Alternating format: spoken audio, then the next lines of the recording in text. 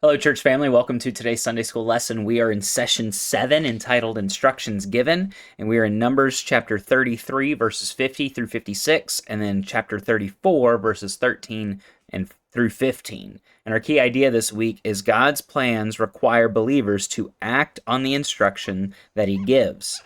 So, why is it important to follow the plan when doing construction? What happens when we don't?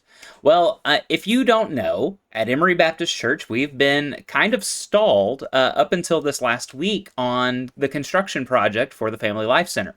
That is because, as best as I can understand, somebody's plans didn't meet approval for one of the architects or a structural engineer. Something happened, and there was a miscommunication or something was wrong and didn't meet approval.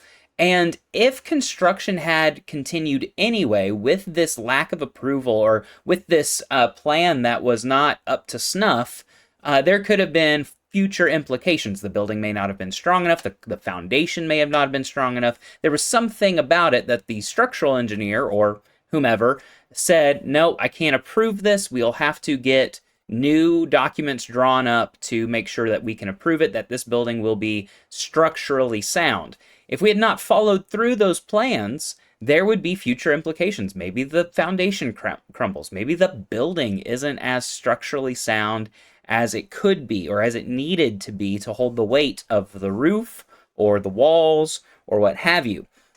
But there is a plan for construction, and it needs to be followed. We have blueprints for a reason. We have people with advanced degrees in structural engineering and physics and other things that can understand the weight bearing loads on certain parts of the structure. They can understand the mechanics of certain parts of the structure and how they're going to support the weight of a roof or whatever over so many feet. And there's a reason we have those things. And there's a reason we can't skimp or cut corners, because it might work in the now, but it might not work 15 years down the road after time and gravity has been bearing down on the structure. So we've all seen it. The for sale sign is removed from a plot of land. Workers show up and they conduct a survey. Then little orange flags go down in the ground. Trenches and holes are cut and dug. The ground is leveled. We've seen all this happen at Emory Baptist Church. The concrete trucks show up and construction crews arrive at the site day after day. In a few months, the house or the subdivision or the Family Life Center is erected and complete, and every step occurs according to the plan set forth by the architect and the contractors that are working on this building. So there is a plan to God's giving of the promised land to the Israelites, and we're approaching very quickly their crossing the Jordan into the land of Canaan, just across from the city of Jericho. We are getting very close to that happening, and God's going to lay down the plans of what they need to do when they take the new land, when they go into the land. So why is it important to follow the plan when doing construction? Because if you don't, your building will not be strong enough to handle what it needs to handle. It will not be right. Something will break and go wrong. So if we go first to Numbers 33, we will begin reading and we will see God's plan for the Israelites as they prepare to take the promised land and go into the promised land that he has given them back whenever he made this covenant to Abraham, probably 1,000 years before this is occurring. Let's read there, verse 33. It's probably closer to like 600 years than 1,000, but still, long time. So there, chapter 33, verse 50. The Lord spoke to Moses on the plains of Moab by the Jordan across from Jericho. Tell the Israelites, when you cross the Jordan into the land of Canaan, you must drive out all the inhabitants of the land before you, destroy all their stone images and cast images, and demolish all their high places. You are to take possession of the land and settle in it, because I have given you the land to possess. You are to receive the land as an inheritance by lot. according to your clans. Increase the inheritance for a large clan and decrease it for a small one. Whatever place the lot indicates for someone will be his. You will receive an inheritance according to your ancestral tribes. But if you don't drive out the inhabitants of the land before you, those you allow to remain will become barbs for your eyes and thorns for your sides. They will harass you in the land where you will live. And what I had planned to do to them, I will do to you. So Moses, then skipping to chapter 34. So Moses commanded the Israelites, this is the land you have received by lot as an inheritance, which the Lord has commanded to be given to the 9.5 tribes. Let's take a second and explain this. We'll explain this.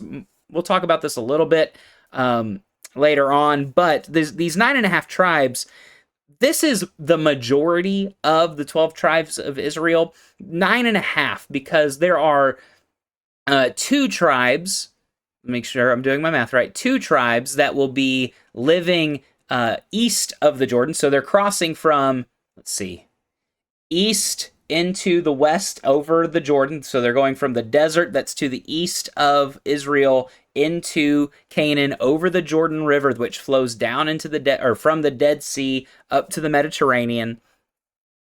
And they are traveling this way, but there are a few tribes who will settle east of the Jordan. Most will go to the west, but a couple will stay east of the Jordan. And that half a tribe is Manasseh. So God allows the tribes of Reuben and Gad, along with half of the tribe of Manasseh, to settle along the east side of the Jordan, rather than going all the way over into Canaan. It's all the land of Canaan, but most of them settle west of the Jordan. So that's just a note there. For the tribe of Reuben's descendants and the tribe of Gad's descendants have received their inheritance according to their ancestral families, and half the tribe of Manasseh has received its inheritance. The 2.5 tribes have received their inheritance across the Jordan east of Jericho toward the sunrise. So let's talk about the land that they're going into. This is verses 50 through 53. The Lord spoke to Moses in the plains of Moab. So the plains of Moab is a flat region south of Jericho on the west side of the Jordan River. So on the west side of the Jordan River. I think this text means east side, because I just looked at a map and Jericho's on the west and the plains of Moab is on the east. So maybe it's talking about Jericho was on the west side. Sorry. This note was confusing me. So anyway, they are just across the Jordan River. They're looking at it. They can see into the land of Canaan over the Jordan River.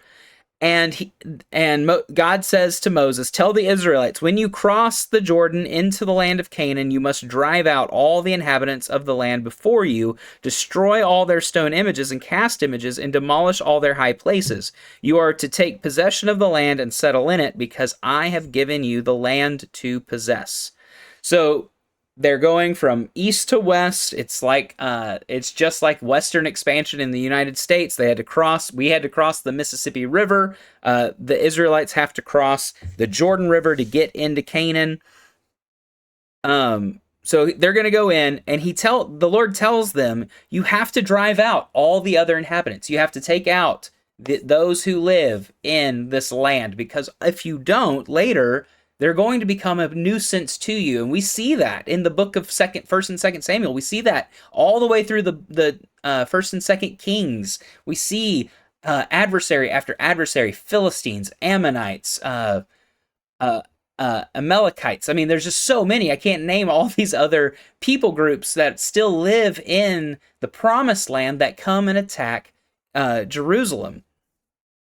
So they're supposed to go and drive them out, destroy their idols, demolish their high places, or these altars they have set up, because I have given you this land to possess. So why is it important, first, for Israel to destroy the idols and these high places, these altars to these idols? God does not want any other god in the promised land other than himself. He doesn't want anyone worshiping anyone other than him. If other nations want to assimilate and become Israelites and worship the one true God, God is welcoming of that. We see that. We see that with Rahab, who hid the spies. We see that with other people in the promised land who come to know about the house and the nation of Israel and start worshiping the one true God rather than the idols that they were raised to worship. So destroy all these high places. Why is this important? It's setting a baseline. It's setting a flat ground or a blank page, a blank slate for the nation of Israel to not be tempted to go astray. We know and we see later on in the Old Testament that the foreign queens will tempt Solomon away from the God, and he goes and he begins to worship these other gods. He has 1,000 wives or 300 wives and a bunch of concubines, and he and these women these foreign women, they worship their foreign gods, and they drew Solomon away from the God that he knew as a young man and even as a boy. And so they have to do this because they're going to settle in the land that God has given them. So while possession of the promised land would require effort from the Israelites, God was fulfilling his promise that he made to Abraham. Through him, the victory was assured. We see that when Israel is obedient to the Lord, they win every battle. When they are disobedient, they begin to lose battles. Even when they are victorious, but they're disobedient in their victory. We've seen this on Sunday nights with Saul, where Saul went and he attacked a nation, and God told him to kill everything, and he took back goats and livestock and women for himself because they would be good for the nation of Israel. It was wealth that the nation of Israel could take. And he was condemned for that. God did not like his disobedience whenever God told him to destroy everything that other nation had. So that is why it was important for them to destroy the idols and high places devoted to false gods. So then our second section is the task, verse 54. You are to receive the land as an inheritance by lot. By lot meaning by lots of land, meaning plots of land for each tribe or each, let's see how it calls it, clans. So each family within the tribe would get so much land. Big lands for large clans and small lands for small clans, but their own land that they are able to settle and work and own and have as an inheritance. So, according to your clans, increase the inheritance for a large clan or decrease it for a small one. Whatever place the lot indicates for someone will be his. You will receive an inheritance according to your ancestral tribes. So the tribes of Israel, 11 tribes received a parcel of land. The tribe of Levi, however, which was the priestly tribe of Israel, received 48 cities scattered among the other tribes. So the tribe of Levi was scattered to be priests for the other 11 tribes of Israel. But if you don't do this, if you don't drive out the inhabitants of the land before you, those you allow to remain will become barbs or thorns in your side. They will become a nuisance and an aggravation and even a pain to you. Like a splinter in the eye, paganism among the people of God would lead to unending and debilitating suffering. And we will see that throughout the Old Testament of Israel going away and worshiping false gods or other gods, or listening to false prophets of other religions, and God punishes them for it, and they have to deal with suffering and exile and enslavement again. For become barbs for your eyes and thorns for your sides. They will harass you in the land where you live, and what I plan to do to them, I will do to you. If I'm planning the destruction of these other nations, these other countries that live within the land of Canaan, and my destruction I have planned for them, if you don't do this, I will do to you instead. And God is saying that regardless of their obedience or disobedience, it will be clear that God is the God of the nation of Israel. We've seen that again with our study of the prophets, where we see God's judgment against Israel for their disobedience lead him to allowing them to go into exile and leaving a remnant that was just large enough to repopulate the nation of Israel if need be. Which would only happen if God intervened and kept a nation from completely wiping out the nation of Israel. So what principles do you glean from these verses that can help you live a life of obedience to God? Well, when God gives you something, you ought to take it, and you ought to work it and steward it and follow his directions to a T, or that blessing may be taken from you. If God gives you a blessing, a family, a home, do your best to be a good steward of that blessing, or you might find yourself losing that blessing.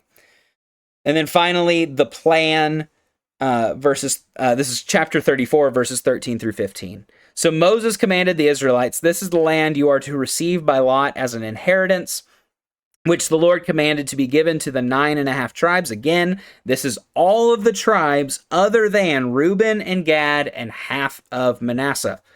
For the tribe of Reuben's descendants and the tribe of Gad's descendants have received their inheritance according to their ancestral families." Their ancestral families were given the lands east of the Jordan. "And half the tribe of Manasseh has received its inheritance east of the Jordan. The 2.5 tribes have received their inheritance across the Jordan east of Jericho toward the sunrise."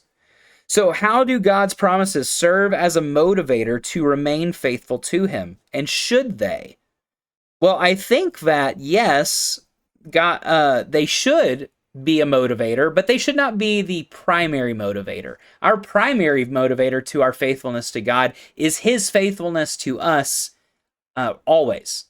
Whether there be blessing or not, God is still faithful, and we are blessed by his faithfulness. Even if we die, even if we be destroyed, God is still faithful to uphold his promises, and we are blessed through that. God is still good. God is still love. God is still kindness and mercy and love and joy and peace and patience, kindness, gentleness, goodness, self-control. All of the fruit of the Spirit, God is the perfect embodiment of all of those, and by that we are blessed. But he also does promise blessings for those who are obedient to him. And so we should be motivated to keep the blessings and not receive the discipline for our disobedience. That should be a motivating factor. It was motivating for me when I was a child to do what my parents asked, so I did not get spanked for not washing the dishes or cleaning my room or getting grounded for staying out too late or back-talking my mother or whatever it may have been. I was motivated to obey rather than disobey because of the good that came and because of the lack of the bad that would come if I was disobedient.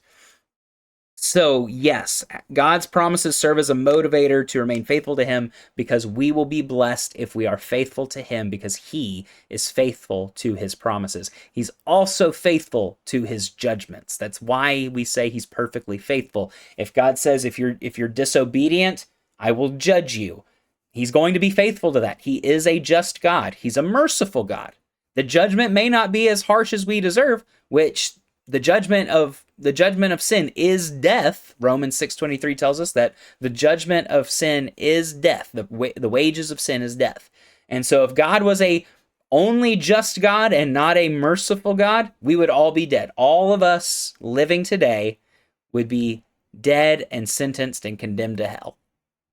But because God is merciful, he allows us to live, he allows us to hear the words of Jesus, and he allows us to come to him in faith through Christ, by faith alone, through grace alone, so by grace alone, through faith alone, there we go, got to get the words right, so that we can be saved. And he gives that as a gift to us. That's Ephesians 2:8-9.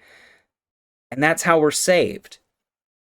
And that's because he's also perfectly loving and perfectly merciful and perfectly gracious toward us in his justice. So the justice is still enacted. Christ bore that justice for us, that wrath that anger, that righteous wrath against our sin, Christ bore all that for us. And so that's a blessing in itself. If you believe in the Lord Jesus as your Lord and Savior, and you've called on the name of the Lord to save you from your sins, you have that. You can still be disobedient after that, and God will remove physical blessings from your life, but you will not lose your salvation. But you need to watch out for, if you want to be blessed and not disciplined. Will you still go through trials? Of course. Of course. No one is saying that you won't go through hard times because we live in a fallen world.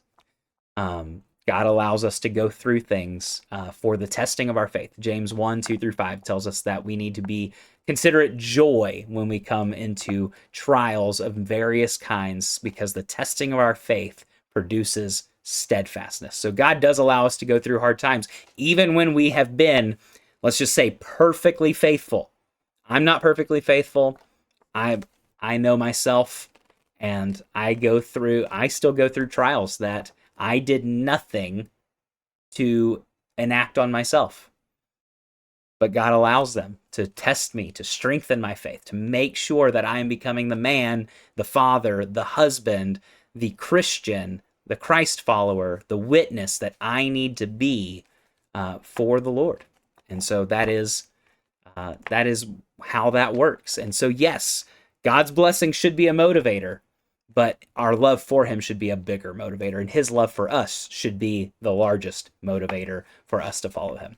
Thank you so much for being with me today. I look forward to worshiping with you very soon.